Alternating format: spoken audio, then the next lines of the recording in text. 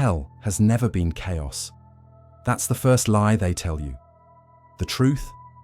Hell is a perfectly ordered kingdom with bureaucracy more precise than any government on earth.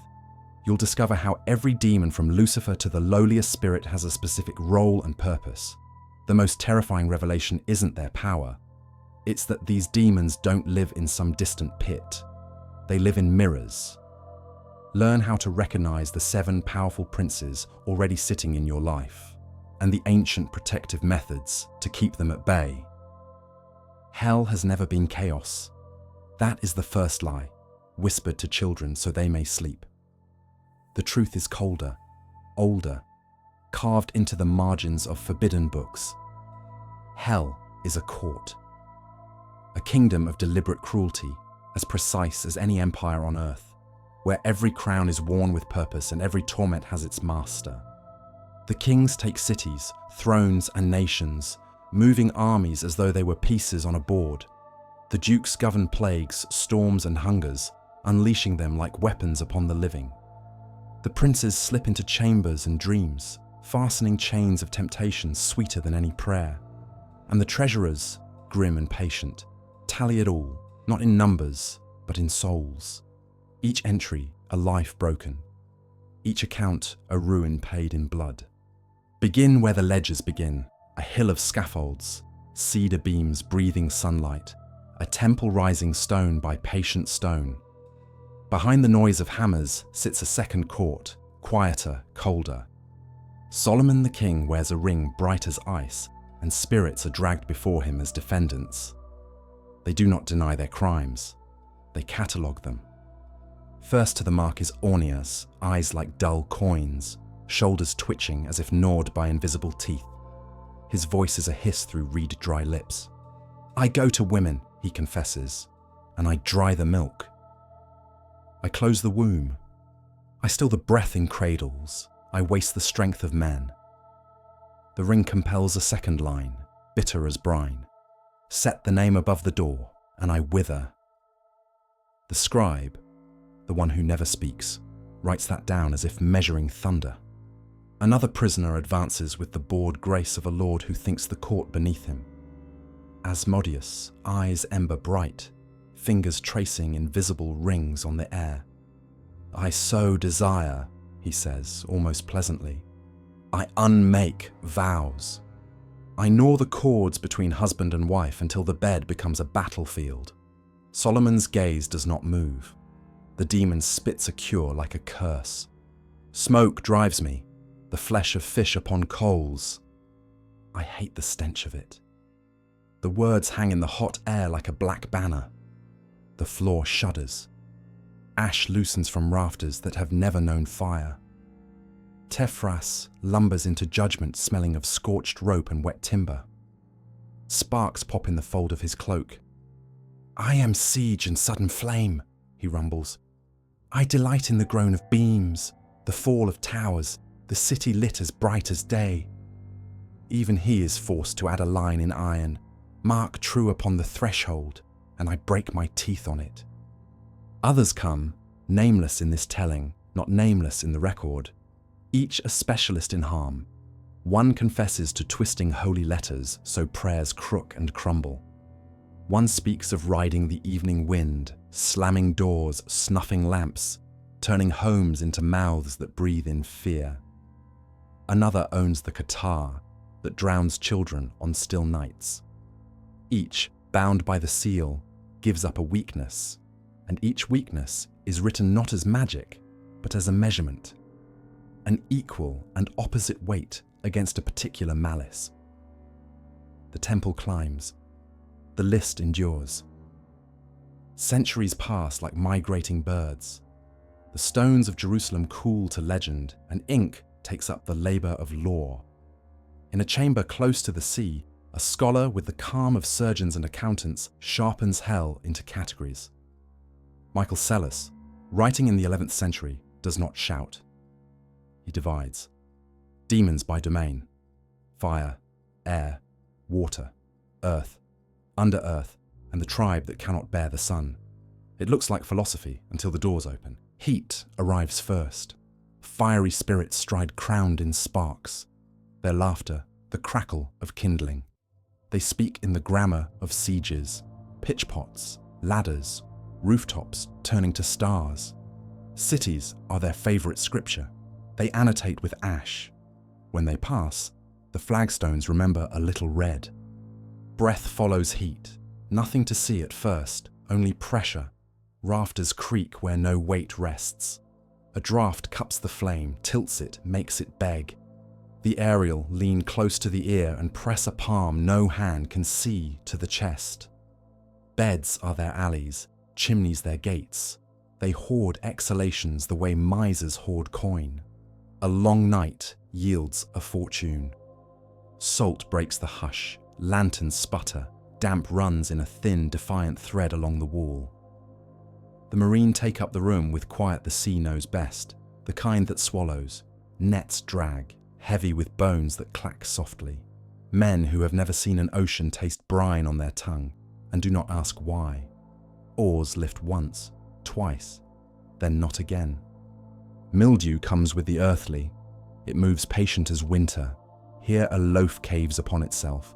There a cask sours. A field greens not with wheat, but with a black fuzz that drinks rain and leaves hunger. They are slow ruin, deliberate famine, the arithmetic of loss carried neatly column by column to zero. Under the floor, a chain answers a question no one asked.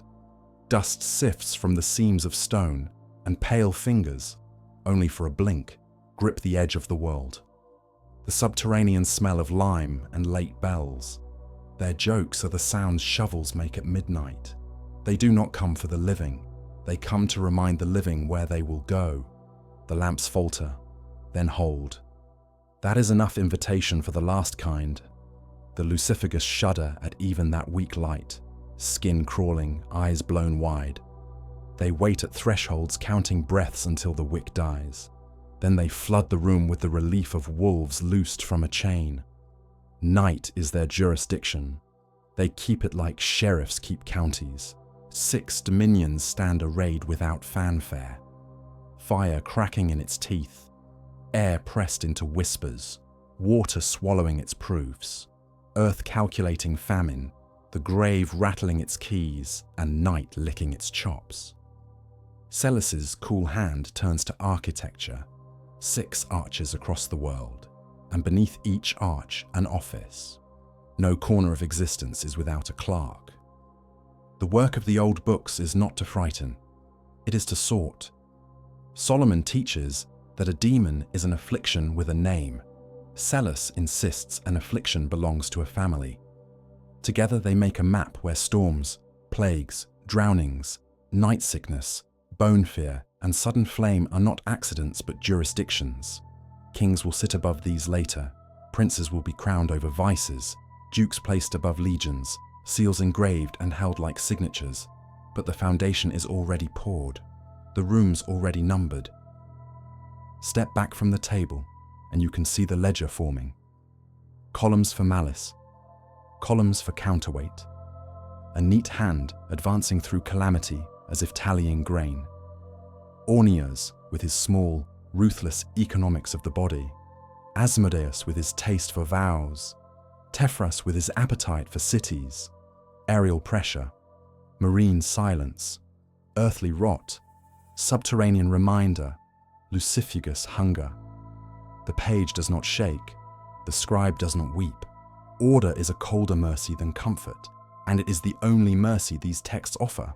If, while you listen, a private inventory opens behind your ribs, the flicker of a fire you did not light, a heaviness on your sternum when you swear you are awake, a salt taste in a landlocked room, do not call it imagination. Names are nets. Nets catch what swims without shape. The first cast has been made. The ropes are running out. Wind carries the ash of another century, and the scene shifts from Byzantine halls to an English chapel stripped bare. The year is 1409, and heresy runs like fever through the land. Here a nameless hand sets quill to vellum, drawing not on storms or soil, but on the sins of the human heart. The tract will be called The Lantern of Light, and it will seat 7 princes on 7 thrones. Lucifer takes the first chair. Pride is his dominion, and he wears it like armor. His cloak gleams as though woven from polished steel, each fold a reflection of what you most long to be. He does not speak loudly. He does not need to. His gaze alone presses the room to its knees. You raise temples because I whisper you deserve them. You climb ladders because I tell you the top is yours. I am the light you follow even as it burns your wings. Opposite him buzzes a second throne. Flies boil over the armrests before the Lord himself is seen. Beelzebub emerges from the swarm, his crown black with their wings. His envy is restless, hungering not for food or drink, but for the joy of others. Your neighbor's bread tastes better than yours because I am in your mouth. Their laughter curdles in your ears because I make it so. I gnaw at contentment until nothing satisfies, he smiles, and a fly crawls across his teeth. Wrath arrives like a storm breaking a roof beam. Satan does not glide or slither. He stomps, scarred and broad, a soldier who has never left the field. He slams a hand against the wood of his throne, and the sound cracks through the chapel like iron on an anvil. Every slight is mine, every insult sharpened in my forge. Call me, and I will not leave until I have ground the world down to silence. Even the candles gutter in his heat. The next chair fills slowly, as though time itself has grown heavy. Abaddon slumps into place, eyes half-lidded, lips parted in a yawn that tastes of stone. His robe drags in dust, and he speaks as if the effort costs him dearly. I need not strike. I need not speak. I need only wait, and what you love will rot on its own. Crops untended, vows unkept, roofs unrepaired. I am the king of forgetting. The silence after him is a grave with no lid. A clinking interrupts that silence. Coins fall from nowhere, rolling across the floor into a greedy hand. Mammon has arrived and he is already counting. Gold clings to him as though fused with his flesh, jewels embedded like boils, his eyes two dark pits where all treasures vanish. I do not keep. Nothing keeps me. What I take, I crave again. I measure your life in the weight of what you cannot release. His throne groans under the glittering avalanche, yet still his fingers twitch for more. The sixth throne creaks with weight before its owner even arrives. Belphegor staggers into view, his lips greasy, his belly sagging, his fingers red with wine. He feasts while walking, meat dripping from his teeth. I do not dine, I devour. Every harvest is mine, every altar, every feast. I gorge on what was meant to sustain you until nothing remains. His laughter is thick, a belch that makes the lantern light recoil. Last comes Asmodeus. He does not walk. He smoulders. The heat of him presses into the chapel, bending every spine forward, making every breath stumble. His eyes gleam with fever. His skin glows as though lit from beneath. He whispers instead of shouting, yet his words thrum like thunder. You know me already. You have met me in prayer, in bed, in shadows. You follow always, because I am the fire you cannot quench. When he sits, the 7 thrones are complete, and the chapel is a cage of desire. The tract called it a lantern, a light to show the devil's work. But what it revealed was worse, that these princes did not live in some pit beneath the earth. They lived in men. Pride in the mirror, envy in the eyes, wrath in the fist, sloth in the bones, greed in the hand, gluttony in the mouth, lust in the blood. Time would not leave the chairs untouched. A century later, another theologian, Peter Binsfeld, scraped them across the floor and changed their order. Beelzebub left envy and claimed gluttony. Leviathan slithered into envy's chair, his coils choking every jealous heart. Belphegor abandoned the feast to collapse into sloth. The thrones did not fall, they shifted. The demons did not change. Men's fears did. One age trembled before hunger, another before jealousy, another before indolence, and hell adjusted accordingly. The court remains eternal, but the crowns pass like masks in a play. Lucifer's pride, Satan's wrath, Mammon's greed, these never move. But the others are fluid, reflecting what terrifies humanity most in each generation. The chairs scrape, the candles lean, the ledger grows, and in every age the lesson is the same. Hell is not chaos. Hell is order mirrored against mankind. The vices of men are the thrones of demons, and the demons sit patiently, waiting for the next hand to write their names again. 7 thrones wait in silence. Blackwood, high-backed, carved with a single word each. Pride, envy, wrath, sloth, greed, gluttony, lust. Empty no longer, for the princes are called, and their court has never been late. The first to claim his seat is Lucifer. Pride has always been his crown, and he wears it with the arrogance of a fallen star. His cloak glitters like glass shattered and remade, each shard a reflection of what you most long to be. He smiles as kings once smiled at armies, certain all eyes exist only for him. Temples are raised for him, towers claw the sky in his honor, and every man who gazes too long into his own mirror bends the knee without knowing it. The second throne buzzes before its lord appears. Flies choke the air, thick as smoke, and through them steps Beelzebub. His eyes gleam sickly green, his flesh twitching beneath the living crown of insects. He does not hunger for food, but for joy stolen from others. He is envy given form, gnawing at contentment until nothing tastes sweet. Neighbors grind their teeth against neighbors because he whispers that peace is never enough. Wrath shakes the third chair as Satan arrives. He is broad and scarred, his fists cracked from striking iron too often.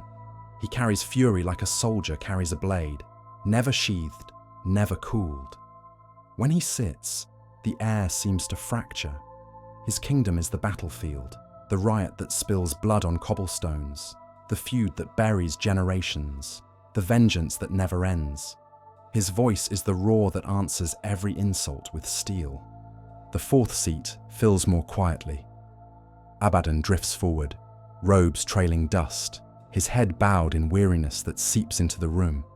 He is sloth, but not sleep. His sloth is ruin through neglect, the silence that lets evil fester. Fields die when he lingers, roofs cave in, kingdoms crumble not with war but with absence. He rules not by striking, but by standing aside until all collapses. Greed comes clinking, coins spilling from invisible hands. Mammon takes the fifth throne, his body swollen with jewels embedded like tumors, his breath heavy with gold dust. He counts as he sits, and the sound is endless. Clink, clink, clink. Nothing satisfies him, nothing is ever enough. Wars are fought for his hoard, families destroyed for his tally, oaths broken for his false rescue. His kingdom is debt, his scripture written in chains. The stench arrives before the sixth lord. Belphegor heaves himself into Gluttony's chair, belly sagging, lips slick with wine. He chews even as he enters, meat dripping from his teeth, grease staining his robe. His feast never ends. Altars, harvests, even his own followers, he devours without pause. The throne groans under his weight, and still, he demands more. The seventh and final seat ignites with heat. Asmodeus does not need to speak. The air speaks for him. Lust burns in his gaze, fever bright, drawing every thought toward hunger. He has broken more vows than any warlord, unmade more dynasties than any sword. He sits lightly, but the fire he brings consumes everything. Beds, churches, cities. 7 thrones now filled. 7 princes crowned in shadow. Together they form a court as deliberate as any monarchy on earth. They rule the temptations that most easily break men: pride, envy, wrath, sloth, greed, gluttony, lust. Each sin has its king, each temptation its throne. But the thrones do not remain still. Centuries shift, and with them the weight of fear. The court listens, and it changes. Beelzebub rises from envy, his swarm restless. He abandons jealous hunger and drops into gluttony, his flies devouring the feast Belphegor left behind. His buzzing fills the room until it drowns every other sound. Into envy's vacant seat slides a new lord. Leviathan, the serpent of the deep, coils around the throne. His scales gleam like oil on black water, his eyes fathomless. Jealousy is his tide, pulling hearts downward, suffocating all joy. Belphegor shambles from the banquet table, his belly dragging, and collapses into sloth instead. No longer only the god of indulgence, he becomes the spirit of inertia itself. The weight that makes hands too heavy to build, voices too tired to resist, nations too weary to rise. The others remain as they were. Lucifer radiant in pride, Satan clenched in wrath, Mammon counting in greed, Asmodeus smouldering in lust. But the message is plain. Hell does not fix its crowns forever. It listens to the sins most feared in an age, and it adjusts. The thrones scrape across the stone, but they are never empty. What this court reveals is not only the face of demons, but the face of mankind. Pride is ours as much as Lucifer's, envy ours as much as Beelzebub's, wrath ours as much as Satan's. These thrones are mirrors, and every reflection is damning. Hell is not chaos. Hell is a ledger, a monarchy, a ritual repeated across centuries. The names remain, the seats shift, but the structure endures. Each sin crowned, each temptation enthroned, and when men falter, they do not merely fall, they bow, and a prince welcomes them home. The seven thrones do not remain sealed in dusty books. Their shadows spill outward, entering sermons, trials, and whispered tales at the hearth. When the princes take their crowns, they take the world with them. Pride first.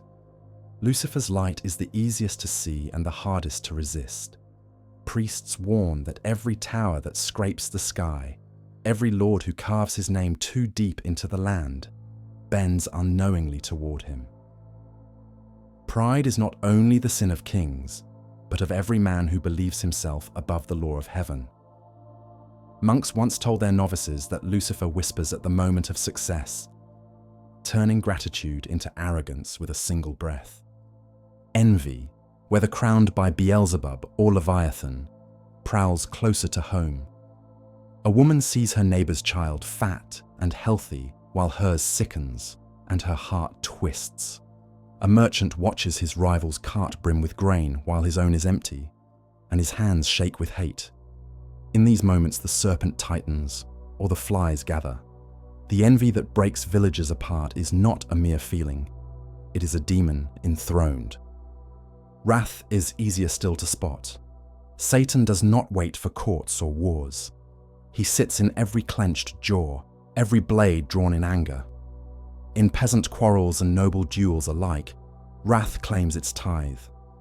Chroniclers of old battles would not only list the dead, they would mutter that Satan himself had walked the field, sharpening swords and stirring hearts into frenzy.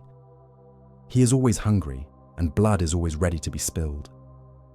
Sloth slips in unnoticed, when crops fail because no one tends them, when roofs leak because no one repairs them, when injustice thrives because no one dares speak. The blame is whispered. Abaddon or Belphegor had come to rest in the village. They did not strike with fire or fang. They simply sat in the marrow of men, making arms too heavy to rise. The silence of sloth was as ruinous as the roar of war. Greed was never a mystery. Mammon walked in every counting house, every cellar stacked with hoarded grain. His shadow fell across the miser who let neighbors starve, across the ruler who taxed until blood ran thin. Coins clinking in the dark were his prayer beads, contracts signed in desperation his scripture. In towns ruined by usury, his name was not spoken, but felt. Gluttony made itself known in festivals that ended in sickness, in taverns where men lay in gutters unable to rise. When Beelzebub took this throne, his buzzing filled kitchens and storerooms alike, rotting bread, spoiling wine, swarming every excess. When Belphegor ruled here, gluttony was not just feasting, but invention, contraptions of indulgence for its own sake, until waste itself became worship. The people knew gluttony was a demon seated at their tables, and lust, no sermon could silence it. Asmodeus haunted marriage beds, cloisters, even the imaginations of saints. His triumph was in vows broken, in bodies consumed with fever, in secrets whispered where candles gutter low. Folk tales warned of him by many names, but all knew his mark: desire that devours rather than delights. Every scandal, every fall was written in his hand. The 7 princes were more than warnings. They became explanations. In a world where plagues swept whole towns, where famines struck without mercy, where a single quarrel could end in slaughter, people sought reasons. And what better reason than a court of hell mirroring the vices of men? If pride ruined kings, Lucifer sat at their right hand. If envy poisoned neighbors, Beelzebub or Leviathan had coiled close. If wrath bled battlefields, Satan had sharpened the steel. Trials echoed these names. A woman accused of sloth was said to serve Belphegor. A gluttonous drunkard became proof that Beelzebub feasted through him.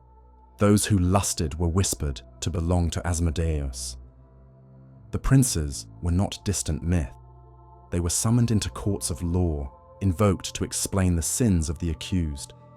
Preachers thundered them from pulpits, their voices shaking rafters.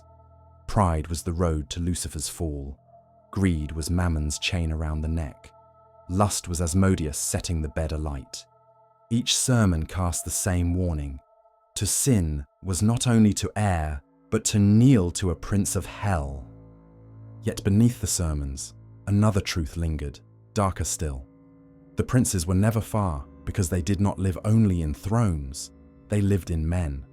Pride in the mirror, envy in the neighbor's glance, wrath in the clenched fist, sloth in the unspoken word, greed in the hoarded coin, gluttony in the swollen belly, lust in the unguarded thought. The 7 were not only rulers of hell, they were reflections waiting in every soul. That is why their thrones never stay empty. One age fears hunger and gluttony grows loud. Another fears envy and Leviathan coils tighter. Another despairs of laziness, and Belphegor sinks deeper into sloth. The court listens to mankind's terrors and reshapes itself accordingly. But never, never does it vanish. The names may shift, the crowns may change hands, but the order endures. There are always 7 thrones, always 7 princes, always sins made sovereign. The echo of their court spreads across centuries, from sermons to trials, from whispered folklore to fearful prayers. The princes of hell reign as surely as any monarch on earth. And their greatest triumph is this: they do not need to conquer the world. The world invites them in. The court of hell does not end with princes. Beneath the thrones crouch legions, lesser in name but not in malice. They are not crowned kings, but crooked officers, each assigned a petty jurisdiction, each waiting to gnaw at the edges of human life. It is not the monarchs who knock on windows at night, but these smaller ministers, tireless in their errands. The most infamous are the incubi and succubi. They slip into homes when the lamps are out, stealing the safety of sleep. The incubus wears the shape of a man, but his eyes burn fever bright, his breath smelling of iron and ash. He climbs into beds unbidden, forcing himself upon the dreaming. The succubus glides softer, a whisper of perfume, a shape glimpsed in candlelight. She tempts, coaxes, drains. Both leave their victims hollow, ashamed and marked. Folklore swears they can breed children of their unions, offspring who are not quite human, a mingling of flesh and shadow. Close behind crawl the familiars, not grand monsters, but animals twisted into accomplices. A black cat sitting on the threshold, a toad found in the milk pail, a dog that barks only at the cross. These were enough to raise accusation. They did not roar, they lingered. They fed from a drop of blood at the witch's wrist, from crumbs left at the hearth. Familiars were spies and servants, binding their keepers to darker masters. Trials are filled with their paw prints. Cows sickened, butter spoiled, children wasted, and always someone swore they saw a beast watching from the shadows. Heavier are the Druids. They arrive not in form but in weight. To feel them is to wake in the night, unable to move, lungs crushed, heart hammering, a scream frozen in the throat.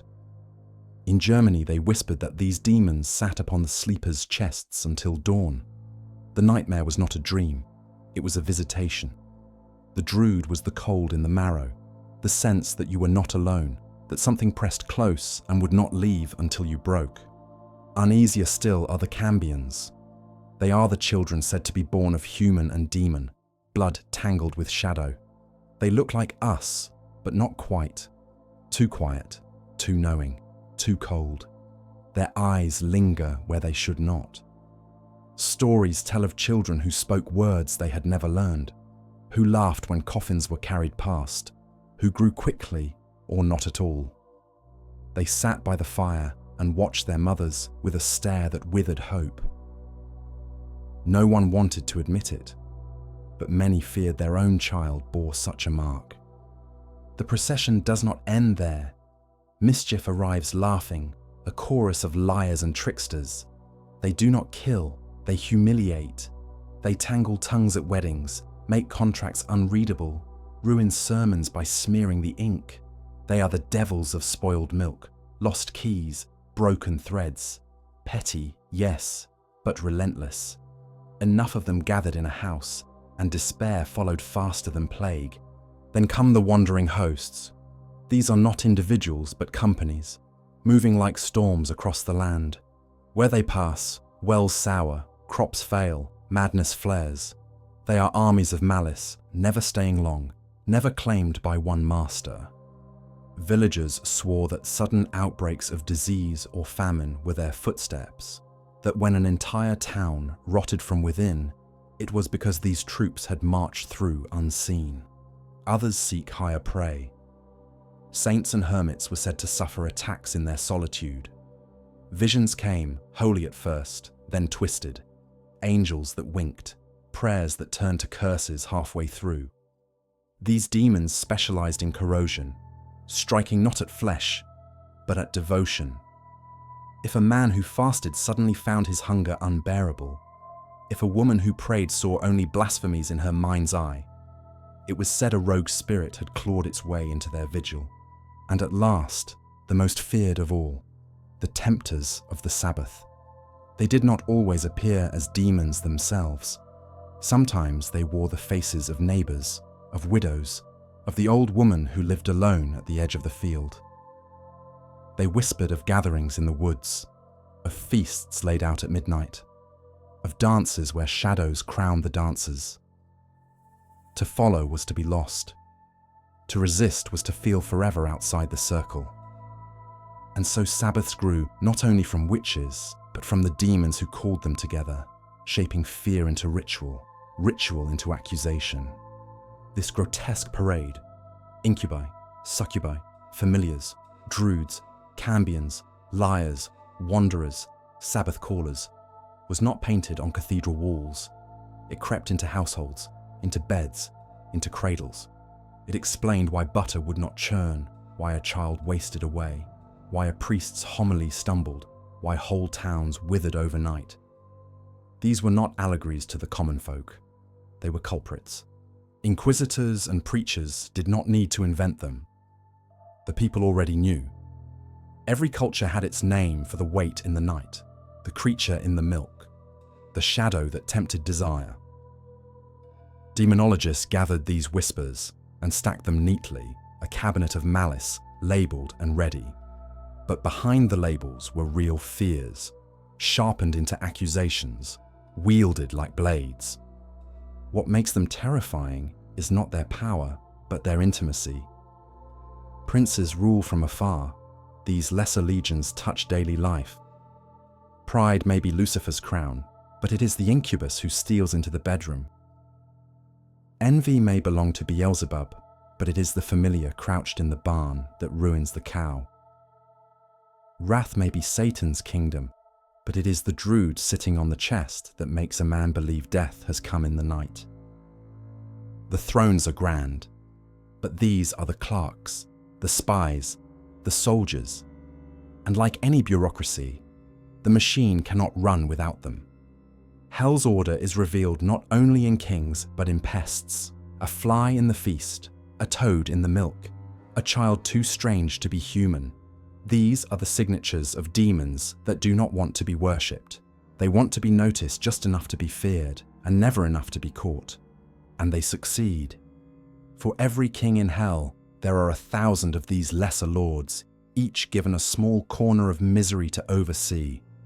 Together they weave a net so fine no soul can pass through untouched. The names of the great princes filled pulpits and sermons, but it was the lesser legions that filled confessions. Not kings or dukes of hell, but the crawling, whispering spirits of daily life. They were the evidence inquisitors demanded, the visions that neighbors swore to, the explanations for every misfortune too sharp to ignore. Accused women and men spoke of them in trembling voices. A midwife, cornered by tortures, might whisper of a familiar that came to her as a black dog. She would say it followed her to the barn, drank blood from her wrist, and spoke in a child's voice when no one else was near.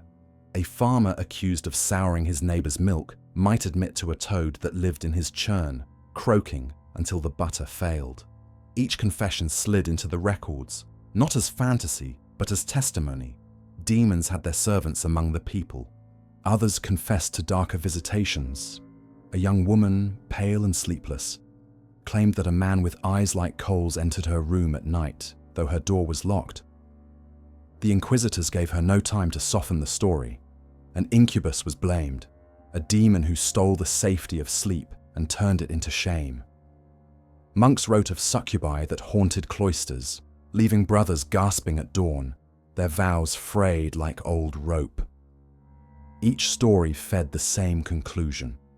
Lust was not simply human weakness, but demonic conquest. Then there were the children. Too many accounts spoke of them. Babies who would not grow, who wailed in voices too deep, or who stared with eyes that did not blink. Some mothers swore the child in their cradle was not theirs at all, but a cambion, a changeling born of a union never spoken aloud. Others admitted their infants spoke words no mouth should shape. These tales terrified even hardened judges, for they blurred the line between human and demon. How could a parent love what might not be their child? Not all spirits sought flesh. Some lived in weight and pressure. The druids were whispered across Europe, crushing sleepers beneath invisible hands.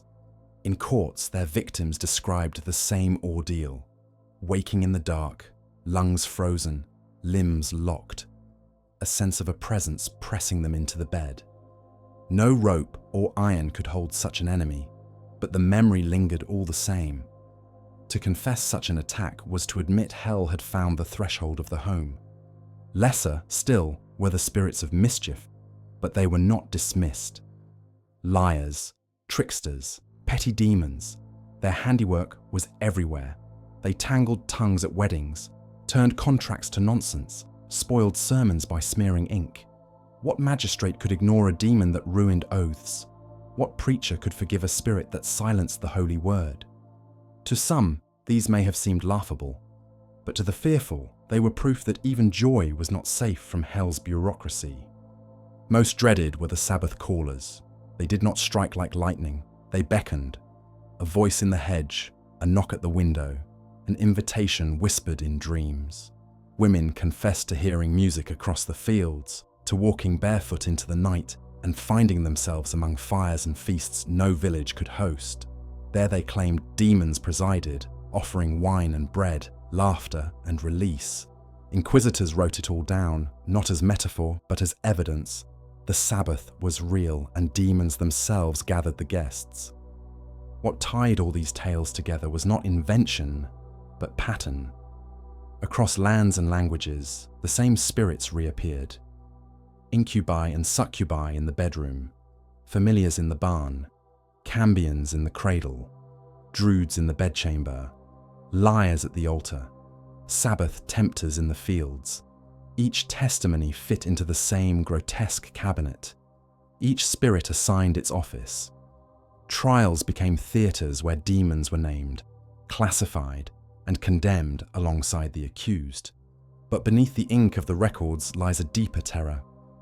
The lesser legions are not grand kings seated on obsidian thrones. They are familiar because they are close. They strike not at empires, but at households, not at armies, but at sleepers, not at nations, but at children in their cribs. They are the bureaucracy of misery, the clerks and foot soldiers who keep hell's monarchy alive. It is easy to imagine Lucifer enthroned, Beelzebub crowned in flies, Satan sharpening his wrath. But what makes hell unbearable is the thought that every coin gone missing, every breath stolen at night, every oath turned sour, every neighbour's envy given voice. These are not accidents. They are signatures, small, precise, endlessly repeated signatures of demons whose work is to make sure nothing on earth is untouched.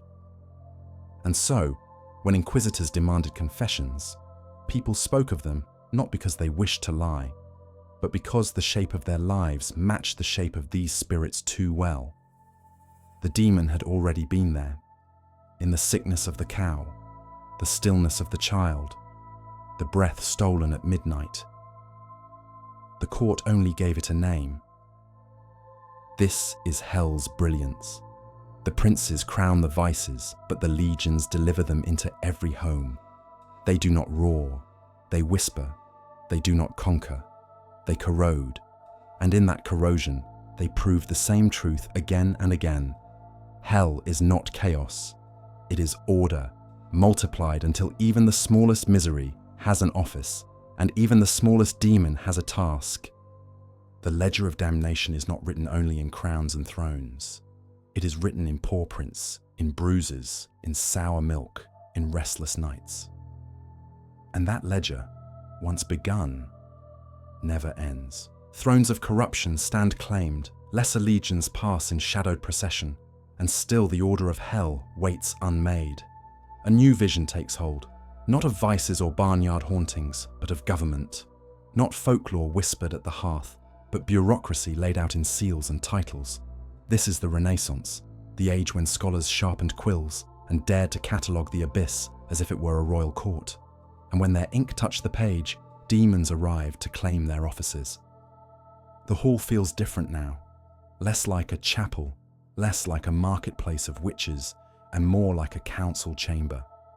Desks stretch long, covered with maps, compasses, brass astrolabes. The demons no longer crawl or swarm. They arrive as ministers and dignitaries, each holding a portfolio of ruin. At the summit sits Lucifer, always first, always radiant, the fallen star. His title is no longer only pride, it is sovereignty itself. He is the head of rebellion, the lord of defiance, the bright crown of every treason against heaven. Where he stands, the court begins.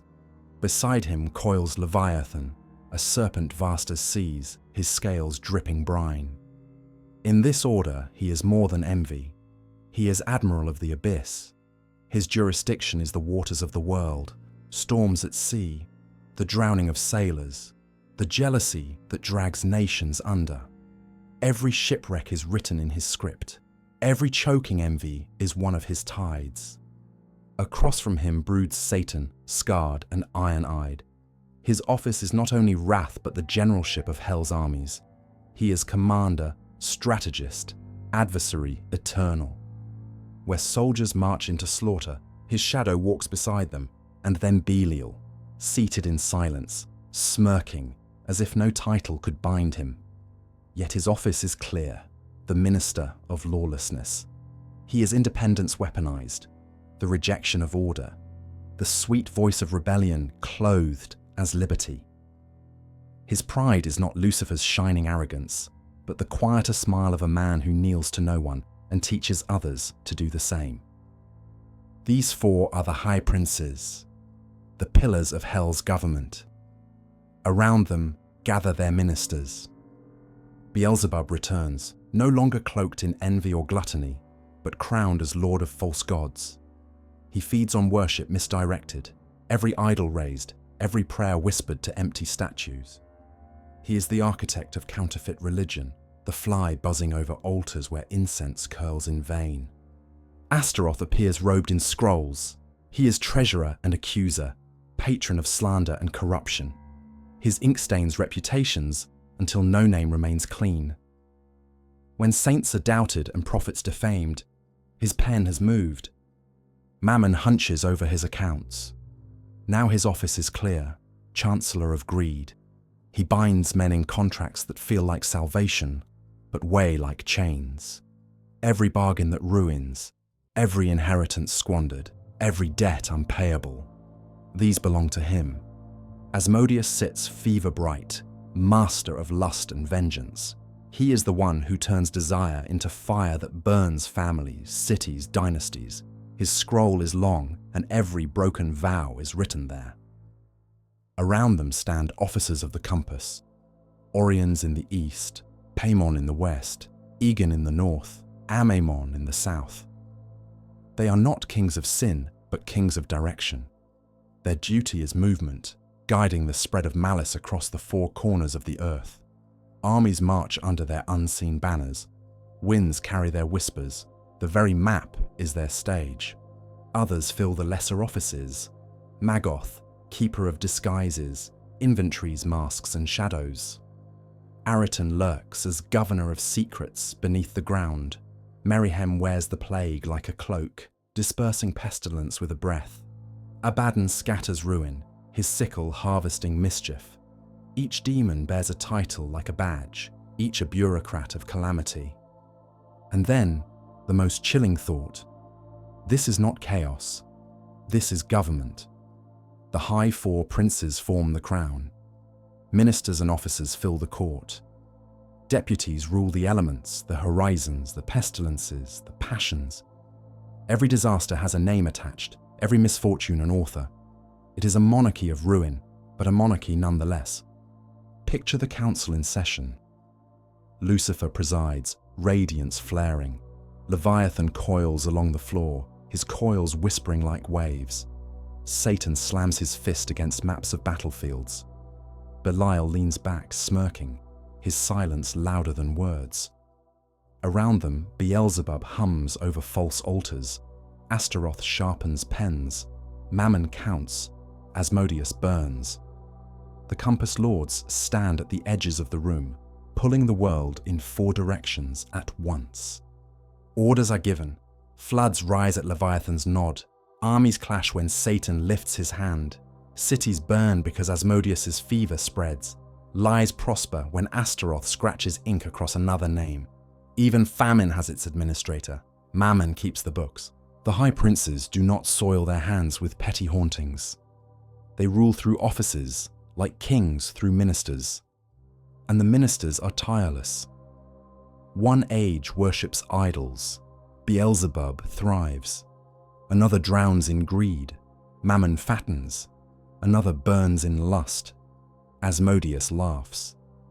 The court adjusts, but the machine never halts. To think of hell as chaos is comfort.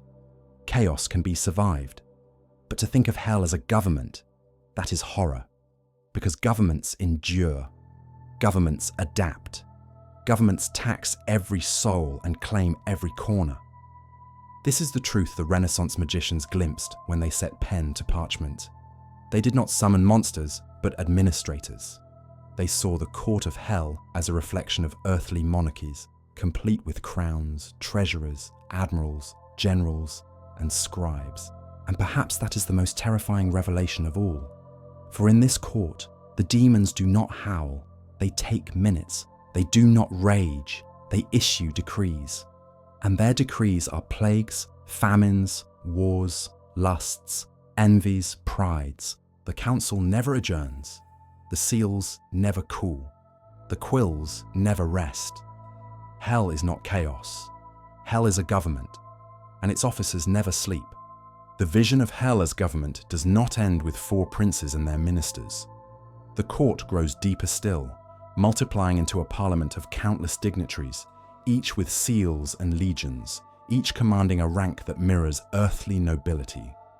In this chamber of ruin, bureaucracy becomes legion. At the highest tier sit the kings of hell. They are few in number, but their command stretches over tens of thousands of spirits. Baal is first among them, 3-faced, crowned, his voice carrying like thunder in 3 directions at once. Paimon follows, regal and loud, his processions trailing with unseen musicians, his voice spilling secrets and sciences. Belith sits in fury, riding a pale horse that stamps sparks from the floor. Person, crowned with a lion's head, holds trumpets that announce the hidden. Asmodeus returns here too, not only Lust's sovereign but enthroned among kings, his power widening with every appearance. Vine bears a serpent in one hand, building and destroying walls at will. Balaam rides 3-headed, his stare blinding. Zagan mutters transformations, turning blood into wine, wine into water, making wealth rot in his palm. And Belial, already known as Minister of Lawlessness, here is crowned king, commanding legions as easily as lies. Below them walk the dukes, the busiest officers in Hell's cabinet. Their number swells, their duties precise. Agaris speaks every tongue and sets fugitives running. Valfar whispers loyalty that sours into betrayal. Barbatos emerges from thickets with the Council of Spirits. The kind hunters dread. Elagos rides armed, predicting wars that only he profits from. Zapar reddens women with sudden lust, breaking vows in a moment's fever.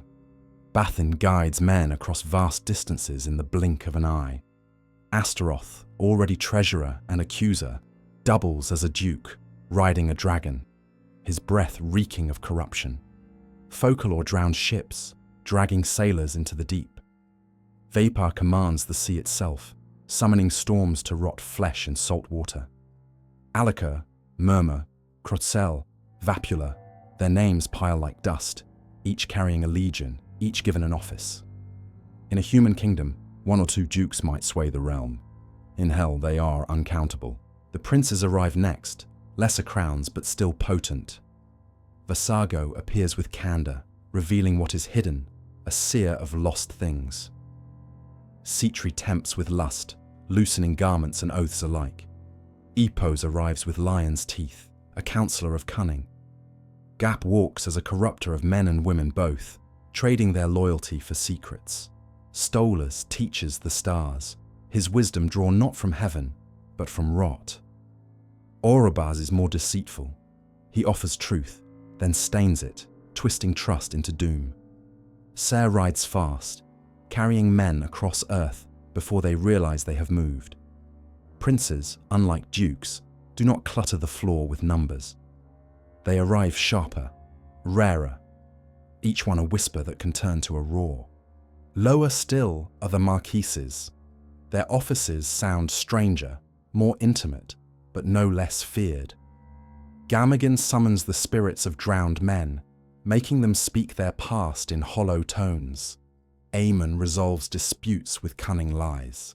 Ronove teaches tongues and rhetoric, slipping into courts of law and councils of kings. Forneus lends the skill of persuasion, but never without a hook in the soul. Marcosius fights fiercely, but always returns defeated, a hound who delights in the chase more than the victory. Fennex sings with the voice of a bird, promising wonders and demanding death. Sabnok builds towers of stone in a night, but fills them with plague. Shax steals senses, robbing sight, hearing, and reason. Andras whispers sedition until households spill blood. Decorabia speaks of birds and their songs, a marquis of omens. Each is small in scope compared to kings or dukes, but their proximity to human lives makes them sharper, more insidious. The earls follow, with tasks still stranger. Furfur speaks in storms, commanding thunder and lightning, but lying in every answer. Raum steals treasures from the rich, scattering them in filth. Andromalius returns stolen goods, but always with misfortune tied to them. They do not bear crowns. They bear chores of cruelty, precise and merciless. Even the lowest are not absent. The knights arrive with singular purpose. Phurkas among them, master of philosophy and cunning arts, seated on a pale horse. And the presidents march in clusters: Marbas, Buer, Botis, Morax, Glacia, Labolas, Foras, Malphas, Hagenti, Cameo, Osi, Amy, Valak. They preside over knowledge and deception, over healing and harm, over alchemy, curses, and the false comfort of wisdom that burns the hand that grasps it. What matters is not the detail of every seal, nor the exact number of their legions. What matters is the shape that emerges. Hell is not a mob, not chaos roaring in confusion. It is a bureaucracy of damnation. Kings govern kingdoms of plague and lust. Dukes command fleets of demons with specialties sharper than any artisan. Princes keep the court lively with counsel and cunning. Marquises, earls, knights, and presidents handle the smaller affairs, the daily miseries, the contracts written in dust and signed in fear. When a storm drowns a fleet, it is not nameless chance, it is folklore at work. When a child vanishes, it may be Ser's swift ride. When madness spreads in a village, it is not the air, but the breath of Andras, whispering sedition. When pride swells until a king crowns himself a god, Lucifer smiles from his throne. The genius of Hell's office is its reflection of human order. Kings, dukes, princes, marquises, earls, knights, presidents, every title men invented to keep power flowing upward has been echoed below. It is not mockery, it is mastery. Hell shows that every kingdom is a shadow of its own. And as the names multiply, Baal, Paimon, Beleth, Person, Asmodeus, Vine, Balaam, Zagan, Belial, Astaroth, Agares, Barbatos, Eligos, Vepa, Crosel, Murmur, Citri, Gap, Stolas, Seir, Ronove, Marcosius, Phoenix, Shax, Aureus, Andras, Andrealphos, Chimeris, Furfur, Raum, Andromalius, Marbas, Buer, Morax, Foras, Malphas, Hagenti, Cameo, Osi, Amy, Valak. The weight of them fills the hall until language itself feels heavy. This is the parade of offices. Not 7 thrones, not 6 cages, not petty legions in the barnyard, but a whole government, an empire of names, each with its ledger, each with its signature. And when the candles gutter, when the ink runs dry, the truth remains. Hell does not rest in chaos. Hell governs, and every office is filled. Midnight has its paperwork. Not ink on vellum, but breath on cold air, chalk on stone, the quiet scratch of a seal pressed into soft metal. Every summoner learns the same lesson. Names are keys, circles are doors, and contracts are the only bridges hell respects. No church tonight, only a room that pretends to be empty. Windows shuttered, floor swept and washed with something that smells like iron. On the boards, a circle drawn steady as a surgeon's hand, letters hooked like fish along its rim. Candles placed where the wind can't reach. In the center, a square of virgin parchment weighted with a coin, a nail, a lock of hair. All offerings, all bait. The first whisper is not sound but pressure. The circle holds. That is what circles do. Outside it, an empire breathes. Inside, a person clears his throat and tries not to look afraid. They don't all answer alike. Kings take their time. Dukes arrive like old soldiers, already impatient with mortals. Princes are showmen. Marquises and earls wear their duties close. Knights come like a drawn blade, fast, bright, and too late to change your mind. Presidents are the strangest, half keepers of wisdom, half mongers of lies. They sit like tutors with poisoned chalk. You ask a name, you feel a door unlock. Baal answers first in many tales. because kings keep the right of precedence. 3 faces turn toward the circle at once, voices overlapping in a braid that should not hold. He offers command over men and winds and whispers, and his laughter leaves frost on glass. Payment is never stated plainly.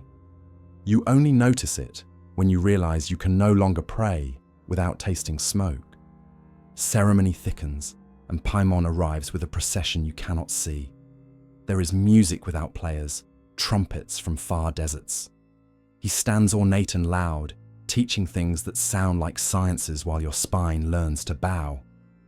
The cost hides in the posture. A day later, you cannot straighten your back without thinking of him.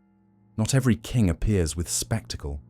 Belial prefers a chair as if he were expected, as if you were late. He makes promises that wear boots, houses, favors, friends where you had enemies. He asks little at first. Ink on a paper, a mark only you can see, and later, the better parts of your name. When the debt comes due, you will find it signed in your own hand. Others will come if called, each with their talent and their trap. Beleth rides in like a cavalry charge, fury barely bridled. Hold the circle or be trampled under the bargain. Person announces secrets like a herald, and every truth he spills breaks 2 more. Asmodeus warms the room before he appears. Love is his coin, and he spends it until the house catches fire. Vine builds walls at dawn and tears them down at dusk, proof that the fastest towers are the most hollow. Balaam blinds with a stare made of 3 arguments at once, each convincing, all false. Zargan turns blood to wine and back again, and what he touches never tastes right after. Below the kings, the room grows crowded. This is where pacts multiply. Agares teaches languages in a single night, but words learned from him go walking when you sleep. Valafar offers friends you shouldn't trust. He gives loyalty like a chain, made to rust from the inside. Barbatos leads you through thickets to secrets that were buried for a reason. Eligo stands with spears and a map. Listen too closely, and you'll crave battle just to see if he was right. Zepar reddens cheeks and loosens rings. He leaves behind a silence that neither party can wash away. Focalor loves the sea and hates boats. Vapar promises safe passage, then salts the wound. He teaches how to drown on land. Princes run hotter and stranger. Vasago points to what you've lost, and when you find it, you wish you hadn't. Citri unbuttons more than garments. Epos smiles like a counselor who has already sold your case. Garp trades affections between people like coins passing hands. Stolas speaks of stars until your nights become calculations. Orobas tells the truth sweetly, then steps back while it ruins you. Ser crosses miles in a heartbeat. You arrive where you beg to be and learn why you should have walked.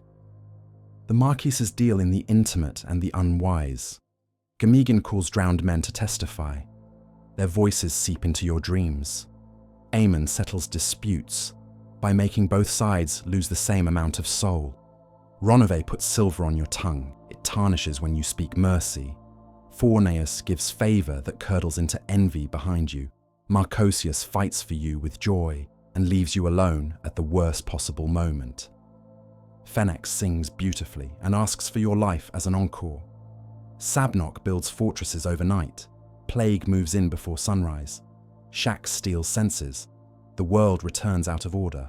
Andras trains your household to speak in knives. Decarabia fills your yard with birds that won't leave. Omens flocking until you lose track of which prophecy applies to which disaster. Earls, knights, presidents, each with a brief that fits into a pocket and cuts like a razor. Furfa makes storms for the price of a promise no one can keep. Raum fetches treasures and throws them into gutters to watch you crawl. Andromalius returns what was stolen. It comes back with a curse clinging to it like burrs. From the president's scholars beg favors. Marbas brings diseases and their cures in the same breath. Choose wrong once, and you never stop choosing wrong. Buer teaches herbs until you poison with precision. Morax offers astronomy and logic. You begin to see patterns where mercy should be. Foras opens vaults inside the mind that are hard to reseal. Malthus builds houses that listen to you when you sleep. Hagenti promises transmutation. Lead to gold, wine to water, then nothing tastes honest again. Cameo brings visions of hidden beasts. You start to see every friend as a mask. Oz changes your name while you aren't looking. Amy is gentle and exacting, like a tutor that measures your soul in inches. Valak points at treasure in the ground. You dig until the hole is a grave. No pact is pure. The circle pretends safety. The seal pretends jurisdiction. The conjurer pretends he is the one in charge. Yet the oldest stories agree. The circle is a courtroom dock, not a fortress. You can speak without being torn apart. You cannot lie without being heard lying. The rules feel simple at first. Call at the right hour, name the rank, show the seal, offer smoke that means something to the spirit. Storax, aloes, bitter wine, a breath you won't miss until winter. Promise little, promise carefully. Do not promise your shadow unless you truly know what a shadow is. Then, there are the clauses no one reads until too late. A miller bargains for rain. Vapor makes a river where his house used to be. A mason begs Sabnock for walls by morning. By evening, everyone inside coughs red. A princeling consults Orobas for truth about his enemies. He learns exactly who they are and invites them to dinner. By dessert, he has none left to fear. A few spirits play fair, so fair it feels like mercy. Orobas keeps his word until the last comma. Marbas will answer the precise question you dared to ask. Paimon teaches real knowledge and expects real reverence in return. These stories circulate like contraband. Some can be trusted if you stand straight and keep to the letter. Those tales are bait. Because somewhere in the paragraphs you never wrote, time is accounted as payment. The hours you burned drawing perfect lines, the sleep you owe after a week of watching the candle, the breaths you held when the room shifted colder. Across Hell's desk, the debt is tallied. Government never forgets. Even refusal has a form. Old conjurers learn to dismiss with honor. Name, rank, office, thank you for your attendance. Go in peace by the road you came, and do not cross this threshold again. The stubborn could be escorted with harsher names, older, brighter names that melt wax and bowheads. But every use of those names drains the hand that writes them. Every victory empties a vein you hadn't noticed. By dawn, the circle is scuffed. The chalk looks like bone meal. Candles lean like old men. The room feels larger, and the corners feel watched. On the parchment sits a signature that is not ink. On the coin, a tarnish that will not polish away. On the nail, a smear that is not rust. You tell yourself the pact was small, clever, necessary. A favor for a favor. A harmless exchange, knowledge for a night, speed for a promise, love for a little heat. The house holds its breath as you step out of the circle. In the yard, the wind has changed. Somewhere in the rafters, a fly wakes up. Midnight ends. Clerks arrive to open shops. The world pretends no paperwork was filed. And yet the ledger across the river remembers. In a chamber where seals never cool, a clerk scratches a line next to your name and ties it to a title with a thread that looks, from here, very much like hair. The pact is not a story you tell. It is a hallway you walk. Every door along it has your handwriting on the key. And at the end, when a voice you recognize thanks you for your service, you will understand what the circle meant. Not a fortress, but a desk. Not a shield, but a contract. Not salvation, but order. Hell does not gamble, it invoices. The names do not stay on the page. They seep into pulpits, courtrooms, and hearthside whispers. The seven thrones become more than symbols. They become explanations. When a lord lifts his chin too high, his pride is not his own. It is Lucifer's crown gleaming through him. when neighbors gnash their teeth at each other's fortune, the buzzing of Beelzebub is heard in their hearts. When blood stains the cobblestones after a feud, it is Satan's scarred fist that struck first. Sloth lies heavier than sleep. A roof caves because no one repairs it. A crop rots because no hand gathers it. And people murmur that Abaddon has walked through the fields. Greed hollows towns into coffers. Every coin clinking in the dark a prayer to Mammon. Feasts end in sickness, bellies groaning like broken drums, and the flies are blamed on Belphegor. And every vow that collapses under lust, every dynasty undone in bed, bears the scorch of Asmodeus. The sermons thunder with their names, the trials scratch them into parchment. A drunkard accused of gluttony is said to have Belphegor as his patron. A wayward wife belongs to Asmodeus. A miser who lets neighbors starve is claimed by Mammon. The princes are not distant myths, they are present verdicts. What makes the fear unshakable is that these thrones are mirrors. The demons do not only sit above mankind, they sit within. Pride, envy, wrath, sloth, greed, gluttony, lust, no man or woman escapes them. To sin is not just to stumble, it is to bow, and when the chairs scrape, when Beelzebub abandons envy for gluttony, when Leviathan coils into jealousy, when Belphegor slumps into sloth, the message is clear. Hell adapts. The faces may shift, but the thrones are never empty. The people understand. They hear the sermon, they watch the trial, they look into the mirror, and they know.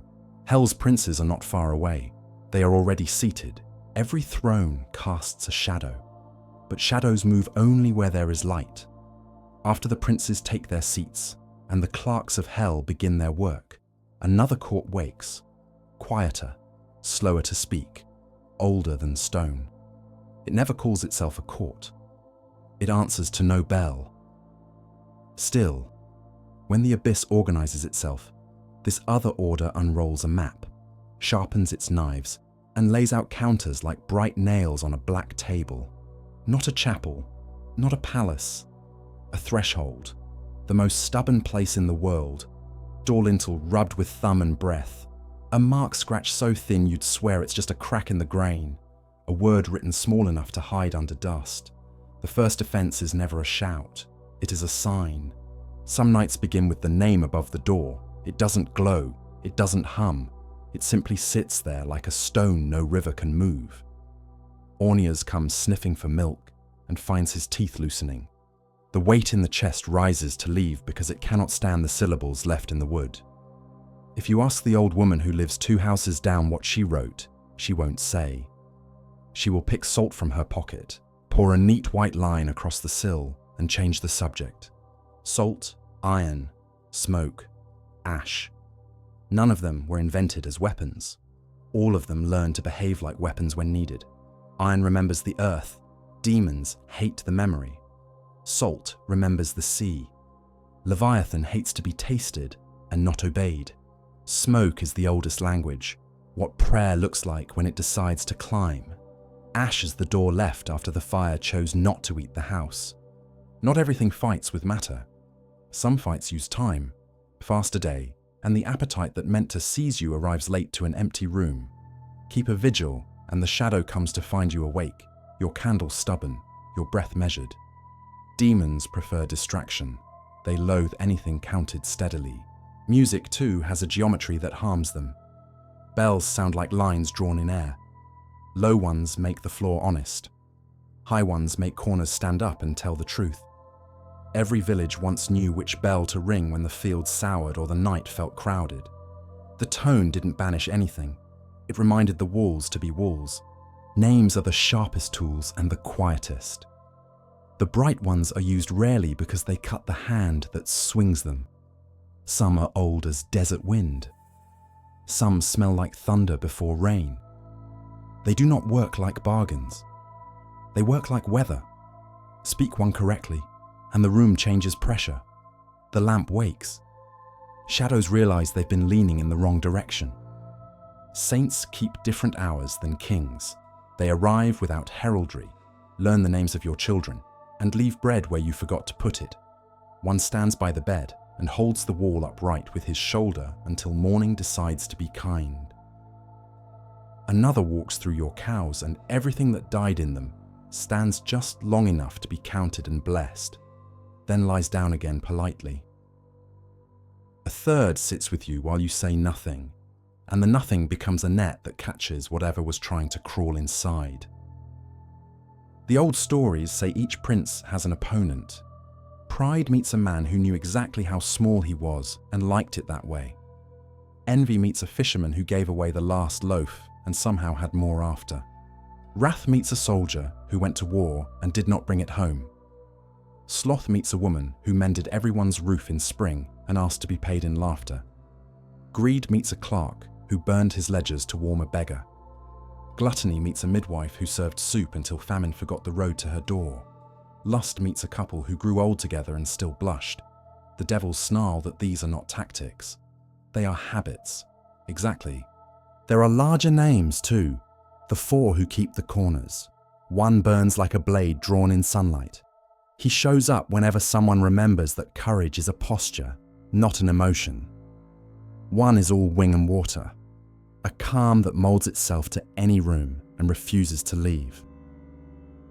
The third walks like a storm at heel, not striking unless invited. And he is rarely invited by anyone who isn't already drowning. The last moves like a lamp in fog, a guide who doesn't insist you follow, only makes following possible. They do not boast. When they pass, dust rises as if to salute. Against counterfeit wonders, there's a mean mercy called common sense. It works better than it has any right to. Demons glitter. Sense taps the goblet with a fingernail and asks if this wine tastes like anything you could afford without selling your name. Demons promise speed. Sense suggests walking is healthy. Demons flatter. Sense says your neighbor's field looks hard worked. Maybe say, good harvest, instead of, must be nice. It sounds small. Small things survive winters. House magic is another ministry entirely. A broom placed bristles up behind the front door to catch wandering malice. Bread marked before baking so hunger recognizes a promise kept. A knife slipped under the mattress to make the dreams remember they are guests. Rowan over the lintel because it reddens like a warning when lies knock. Blue thread tied around a wrist not because thread binds spirits, but because the wrist learns it is not alone and solitude is half the battle lost. Not every counterspell is pious. Some are practical to the point of rudeness. If Asmodeus lurks like fever in a room, put fish on coals. Let the stink say what your tongue can't. If gluttony has made a home in your kitchen, sweep at night until your shoulders ache, then pour the sweepings into the road. Feasts don't like floors that remember being clean. If envy sits like a foreign coin behind your teeth, say bless when you mean curse, and mean it until the word turns true. There are formal rites, of course. Circles that refuse to be doors. Chalk that refuses to be rubbed. Lines that refuse to be crossed. A voice that refuses to be hurried. In the strictest of these, you do not command because you are strong. You command because you are standing where strength was promised to anyone who would stand there. It's less a duel than a recitation of border law. Here is the ground. Here is the name. Here is the rule. Leave. Some fail. The circle wobbles. The name cracks in the mouth. A saint arrives and looks tired to the bones. The knight laughs and pushes harder. Even then, the counter court does not retreat. It regroups. Someone lights another candle. Someone else opens a window to let the old air out. An elder takes your hand and puts it on the table to teach it that wood is stronger than fear. A child wakes and asks for water and, by asking, saves everyone present because the question was human and perfect and answered at once. The best exorcisms look like chores. Sweep the threshold, wash the sheets, burn what needs burning, feed who needs feeding, apologize to someone you wronged 10 winters ago, pay a debt, return a tool, share your only right pair, sing a song you've forgotten the words to, and let the wrong words be right enough. The abyss hates this work because it cannot mimic it. It can only counterfeit glory, not housekeeping. Once in a great while, the two courts stand in the same room, visible as sunrise on frost. The princes glitter, the ministers click their pens, the lesser legions crowd the corners with important faces. Across from them, a woman who has decided to keep breathing, a man who has decided to sleep with the window cracked because the night sounds honest, a child with salt on his fingers and crumbs on his chin, three neighbors who arrived unasked and will not leave until the house feels like a house again, a bell, a bowl, a loaf marked before it was baked, four names that taste like iron and rain and bread and light. It ends the way most wars end, with someone refusing to move, not the devils. You decide the door is a door, the bed is a bed, the name is the name. You decide to stand where the countercourt stands, in the ordinary of stubborn kindness, and you find to your embarrassment and joy that the ordinary is weapon enough. By morning, no trumpets. The broom is back in its corner. The salt crusts the sill where cats won't lick it. The bell hangs quiet. The bread cools in its cloth. The names have gone back to being scratches in wood. If you tell the story to friends, they will nod as if you have described weather. They will ask whether you ate, whether you slept, whether you remembered to say thank you to whoever held the wall last night. The princes will sit again at dusk. The clerks will open their ledgers. The lesser legions will begin their rounds. But the countercourt will already be set, thresholds marked, habits sharpened, mercy awake. The abyss governs. So does goodness. One uses crowns, the other uses hands. The night never stays empty. Once the candles are snuffed, the circles scuffed, the saints dismissed, the world seems quiet. But quiet is not peace. Quiet is the pause before the next step of the dance. Demons return where the door has been opened. They are patient clerks, and patience is their greatest weapon. Pride will wait until the next victory, envy until the next neighbor prospers, wrath until the next insult is thrown. The princes are eternal, but the lesser legions are tireless. They pace the rafters, sniffing for cracks. The countercourt knows this. Its strength is not in one victory, but in repetition. A mark on the door renewed each week. A broom turned bristles up after every sweeping. Bread scored before baking. Salt spilled across the sill. Ordinary gestures, small as breathing. They are not miracles. They are stubbornness given ritual form. Inquisitors and magi wrote of great exorcisms, storms of fire and light. But the truth, whispered in cottages, is simpler. The best defenses are lived, not performed. Share bread with a stranger. Speak blessings aloud, even when you feel envy gnawing your tongue. Mend what is broken before rot makes a home in it.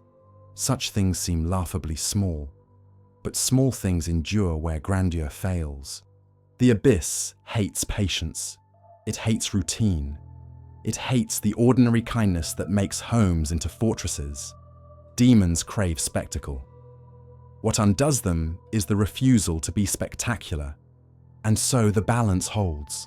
Princes on their thrones, legions at their errands, men and women at their thresholds, holding fast with salt, smoke, prayers and habits that seem too common to matter. The battle is not a war of trumpets. It is a siege of attrition. And dawn belongs to the side that refuses to leave. The court of hell has revealed itself piece by piece. First in whispers of afflictions, then in thrones of sin, then in parades of petty legions, and finally in offices and pacts. But the closer you listen, the clearer the pattern becomes. Hell is not only a kingdom, it is a mirror. Every throne below reflects a chair above. Every seal pressed in sulfur is a copy of a seal pressed in wax. Every demon is a distortion of something once holy. That is the final terror of the infernal hierarchy. It is not foreign, not alien. It is familiar. It is us. Picture it whole. At the summit sits Lucifer, bright star fallen, crown of pride and rebellion. He gleams in mockery of the angels, shining as though his exile were a coronation. Around him cluster the other pillars: Satan, scarred general of wrath; Leviathan, abyssal serpent of envy; Belial, minister of lawlessness; Beelzebub, flylord of false worship; Mammon, treasurer of greed; Asmodeus, fever of lust; Belphegor, swollen with sloth and gluttony. These are the monarchs, the names whispered from pulpits and scratched into confessions. Beneath them stretch the officers, kings crowned in lesser gold: Baal, Pimon, Beleth, Purson, Vine, Balaam, Zagan, each commanding legions; dukes by the dozens, princes and marquises with narrower briefs, earls and knights and presidents carrying tasks so specific they feel like mockery; spirits who churn milk sour, who steal voices, who paint lies across contracts, who drown ships, who lure lovers, who whisper sedition into the bedchamber. An empire of specialists, each busy in their office, each page of calamity signed with a name. Lower still, the rabble that touches daily life: incubi and succubi, familiars, cambions, druids, Sabbath callers, no thrones, no crowns, just claws in the rafters, whispers at the bedpost, footprints at the cradle. The kind of demons who do not want your kingdom, only your peace. And on the other side, the countercourt, not thrones but thresholds, salt and iron, bread and bells, saints who keep watch, neighbors who sweep floors until dawn, habits that seem laughably small but keep the abyss from taking root. Where hell builds a bureaucracy of destruction, men and women build an economy of resistance. Not spectacle, stubbornness; not crowns, hands. The map is complete. The ledger has been written. The infernal hierarchy is not chaos, but order, order perfected until every sin has a king and every calamity a clerk. What makes it unbearable is the recognition. The hierarchy of hell looks like every kingdom we have ever built. It has kings, dukes, treasurers, generals, ambassadors, scribes. It has parades, ministries, councils, contracts. It has bureaucracy. It is not monstrous. It is familiar. The abyss did not invent power. It copied ours, polished it, sharpened it, and turned it against us. That is why the names endure. They endure because they are more than demons. They are reflections of what we do to each other. Lucifer sits crowned in every tyrant. Mammon counts coins in every usurer. Asmodeus burns in every vow broken in secret. Belphegor sprawls in every field left untended. Beelzebub buzzes in every heart that resents its neighbor's joy. Satan clenches his fist in every feud that lasts a lifetime. Leviathan coils in every jealousy that chokes a family. Belial smirks in every man who insists he owes nothing to anyone. The hierarchy is terrifying because it is not distant. It is already here. Listen to the voices again. Ornias wasting children. Asmodeus breaking marriages. Tephrus collapsing cities in flame. Fiery, aerial, marine, earthly, subterranean, Lucifugus, each domain a net across the world. Lucifer radiant with pride. Beelzebub buzzing with envy. Satan roaring with wrath. Abaddon slouching in sloth. Mammon clinking with greed. Belphegor feasting in gluttony. Asmodeus burning with lust. Leviathan coiling into jealousy. Kings riding with their crowns. Dukes teaching tongues, stirring lusts, rotting harvests. Princes stealing secrets. Marquises building towers overnight. Earls summoning storms. Knights charging in pale light. Presidents whispering knowledge poisoned at the root. Every corner filled. Every hour covered. Every calamity filed under a name. Hell is not chaos. Hell is court. Hell is government. Hell is us at our worst, polished to perfection and given eternal life. And this is the revelation that lingers when the candles die. You do not need to summon these names. You do not need to carve their seals. They are already present in pride, in greed, in lust, in envy, in wrath, in gluttony, in sloth. They do not live only in grimoires. They live in the marrow of men. The princes do not sit on thrones of obsidian. They sit in mirrors. The hierarchy of hell does not end in the parchment of grimoires or the thunder of sermons. It spills into every age, into every superstition that men refuse to bury. From Byzantium scholars to England's preachers, from German inquisitors to French magicians, the court of demons marched across centuries like a tide that never withdraws. And when it reached the New World, it did not vanish. It grew new wings. Hell has always been a mirror. The more carefully one studies its government, the more clearly it reflects our own. Lucifer sits enthroned in pride, gleaming as if exile were a coronation. And what is monarchy but pride sculpted into law? Mammon counts the souls of the damned as treasurers count coins. And what is empire but coin piled high until neighbors starve? Satan leads wrath as a general leads armies. And what is conquest but wrath given banners? Leviathan coils envy around nations, and what is war but jealousy disguised as patriotism? The infernal government copies our titles, our rituals, our ambitions, until the reflection cuts sharper than the original. This is the abyss's genius. It invents nothing. It only holds up a mirror, and the reflection is unbearable. For the medieval mind, hell had to look like a monarchy, because monarchy was the only order they knew. Preachers thundered that Lucifer's pride crowned every tyrant. Beelzebub's envy explained why neighbors despised one another. Satan's wrath explained the endless wars that devoured generations. Abaddon's sloth explained why kingdoms fell without a sword raised. Mammon's greed explained why villages starved while merchants fattened. Belphegor's gluttony explained the festivals that ended in ruin. Asmodeus's lust explained every scandal whispered in cloisters. Leviathan's coils explained envy that drowned whole nations. These sermons did not paint metaphors. They named culprits. Trials hardened the lesson.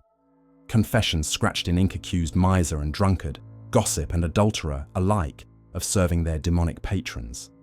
A miser hoarding grain was said to belong to Mammon. A drunkard staggering in the gutter was Belphegor's servant. A wayward wife belonged to Asmodeus. The idle and the careless were named children of Abaddon. Those too jealous of their neighbors were claimed by Leviathan. Every failure of human life was not merely sin, but allegiance. To err was not to stumble, it was to kneel. The princes commanded thrones, but the world did not feel them from on high. It felt them in their legions. Incubi and succubi were blamed for lust's bite, proof of Asmodeus's sovereignty. Familiars explained cows gone barren or butter soured in churns, tokens of pacts whispered in barns. Cambions, strange children who frightened their parents, proved demons had walked the bedchamber. Druids pressed sleepers until breath froze in their lungs, nightly evidence that hell remembered them. Tricksters ruined contracts, sermons and weddings, proof that Astaroth's ink flowed even where parchment swore it was holy. Sabbath callers sang across fields, beckoning neighbors to midnight feasts, proof that hell's officers could still assemble congregations. Every small misfortune became a signature. Every fear fit neatly into an office. The grimoires turned these whispers into administration.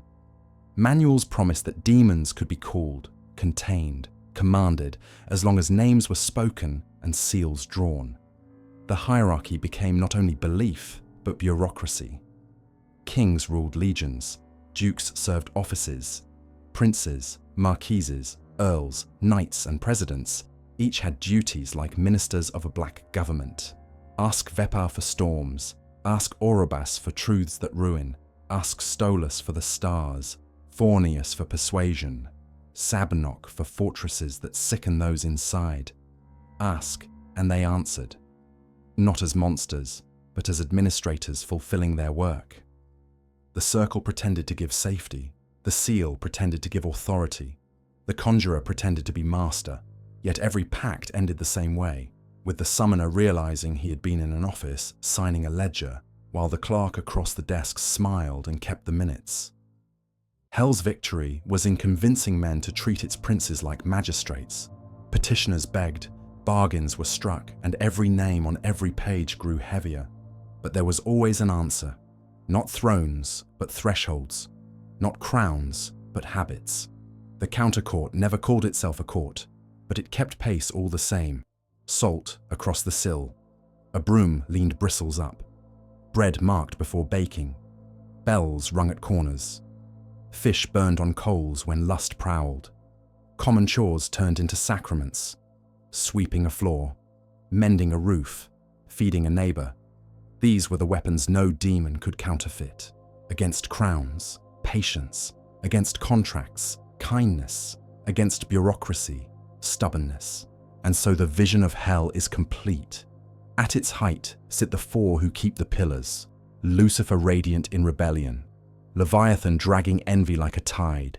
Satan grinding wrath into armies. Belial smirking with lawlessness.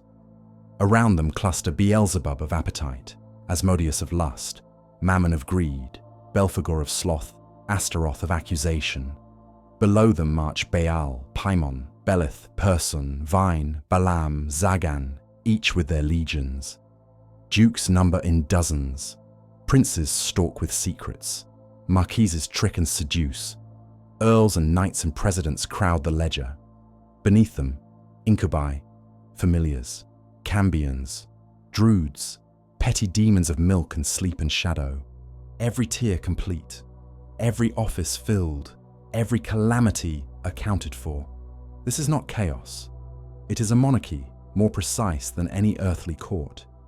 It has kings and dukes, treasurers and generals, scribes and ambassadors.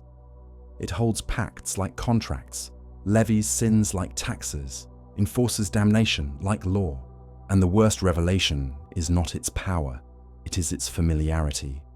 The infernal hierarchy is the shadow of our own. Every crown of pride above is a crown of pride below. Every coin tallied in treasuries above is tallied in hell's ledgers. Every general sharpening his blade on earth sharpens Satan's blade as well. Every whisper of envy, every fever of lust, every debt unpaid, they are not accidents, they are reflections. Lucifer does not reign far away. He reigns wherever men crown themselves too high. Beelzebub does not buzz only in hell. He buzzes in every jealous heart. Satan does not sharpen his sword in caverns. He sharpens it in every feud that never ends. Mammon does not hoard in sulfur. He hoards in vaults that sit in the center of cities. Asmodeus does not smolder only in grimoires. He smolders in every vow broken in secret. Belphegor does not feast only at hell's table. He feasts in every household where waste is worshipped. Leviathan does not coil only in abysses. He coils in every glance poisoned by resentment. Belial does not sneer only in exile. He sneers in every man who swears he owes nothing to anyone. The hierarchy of hell is terrifying because it is not alien, it is human, it is us. Step back and you see it whole. Princes crowned in vices, officers busy in calamities, legions haunting the corners of life. Each name a reflection, each title a mirror, each throne a shadow cast by our own hands. Hell is not far, it is near. It is beside us, inside us, imitating us until we can no longer tell where our kingdoms end and its monarchy begins. The candles gutter, the parchment curls, the mirrors remain, and in them the princes sit crowned.